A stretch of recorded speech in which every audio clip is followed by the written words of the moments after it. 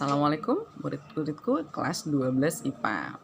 Kita lanjutkan kembali tentang tahapan respirasi karbohidrat tahap keempat, yaitu tahap terakhir berupa transfer elektron. Jika video ini bermanfaat, silakan like dan subscribe. Jika tidak, silakan komen. Ananda, transfer elektron ini dimulai dari sejumlah NADH dan FADH yang dihasilkan dari siklus Krebs dan DO itu akan menuju ke membran dalam dari mitokondria atau disebut dengan kristae. Disinilah berlangsung transfer elektron. Nah, 10 NADH yang dihasilkan dari 2 NADH dari DO dan 6 NADH dari siklus Krebs dan 2 NADH lagi dari glikolisis yang tadi, jadi ada 10 NADH. Kemudian 2 FADH yang dihasilkan dari siklus Krebs itu akan masuk ke dalam transfer elektron menghasilkan 34 ATP. Kita buktikan dari reaksinya transfer elektron ini. Fase tentang transfer elektron berlangsung di dalam membran dalam dari mitokondria. Nanti ini adalah membran dalam terdiri dari fosfolipid, ini fosfatnya, ini lipidnya, ini membran dalam. Membran luarnya ada di luar sini, ya. Membran luarnya di luar sini. Jadi ini berlangsung di dalam kristae atau membran dalam. Nah, dibutuhkan ada 4 protein. 1 protein integral nih ya, ini perifer. Kemudian ini juga protein yang ketiga integral. Protein ketiga adalah protein yang keempat, protein integral. Jadi Ananda di sini semua NADH yang dihasilkan dari glikolisis, kemudian DO, dan dari siklus Krebs ada 10 NADH dan 2 FADH dari siklus Krebs itu akan masuk semua ke transfer elektron ini untuk diubah semua menjadi bentuk ATP. Nah, bagaimana prosesnya? Ini dimulai dari, kita mulai dari NADH dulu ya. Nah, NADH di sini itu melepaskan ion H-nya sehingga elektronnya akan tereksitasi. Nih ada tereksitasi itu ya. Jadi H-nya lepas, NAD itu H-nya lepas, kemudian akan mengubah menjadi NAD dan elektronnya tereksitasi akan diteruskan oleh protein ubiquinon sini. Nanti elektron itu akan diteruskan ke protein 3, kemudian diteruskan ke sitokrom elektronnya dan akhirnya diterima oleh protein yang keempat. Nah, selanjutnya elektron ini akan diterima oleh aseptor terakhir, yaitu oksigen. Jadi oksigen yang kita hirup jauh-jauh dari hidung, kemudian ke paru-paru, dan akhirnya masuk ke dalam sel. Ternyata tujuannya adalah untuk menerima elektron terakhir dan nanti akan mengubah bersama 2H, ion H, akan membentuk molekul air. Nah, itu dia. Nah, ketika NADH dilepaskan, di sini melepaskan H plusnya, H di sini akan banyak sekali dalam sitoplasma. H-nya karena penuh di sini, maka akan terjadi difusi dan akan keluar menuju ke intermembran, gitu ya.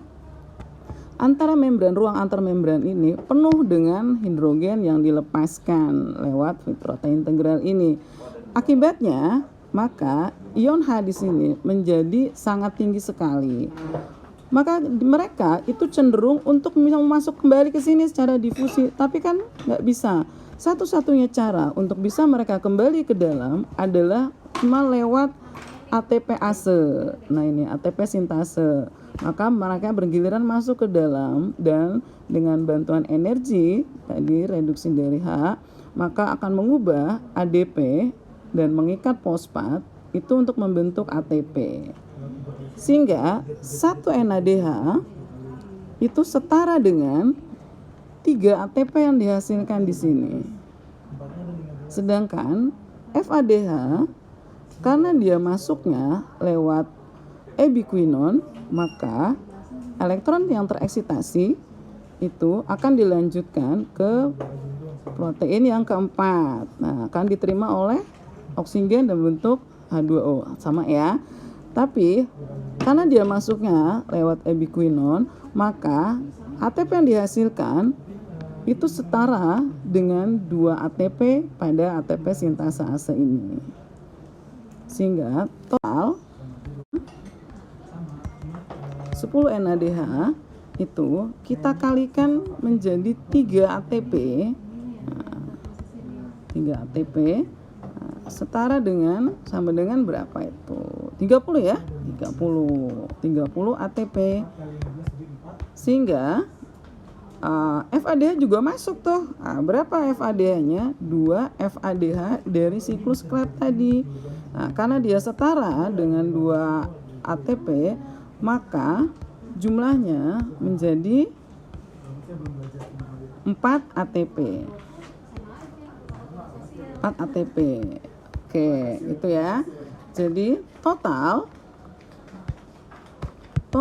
pada transfer elektron itu sama dengan 34 ATP.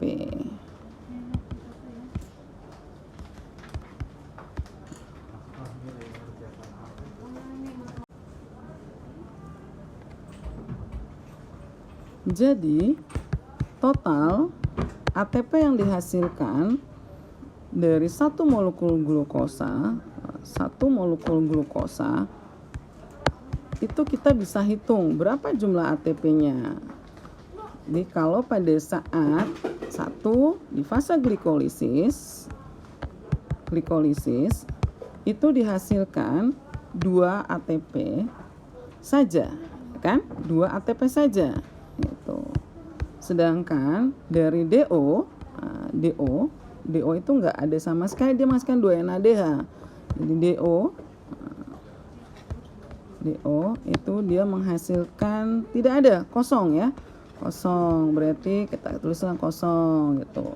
Yang ketiga adalah siklus Krebs. Siklus Krebs itu dia menghasilkan berapa ATP tadi? Ada 2 ATP. Dan terakhir, siklus yang keempat adalah siklus transfer elektron. Yang tadi kita sudah hitung, itu menghasilkan 34 ATP. Sama dengan 34 ATP. Sehingga total 1 molekul glukosa itu menghasilkan 38 ATP.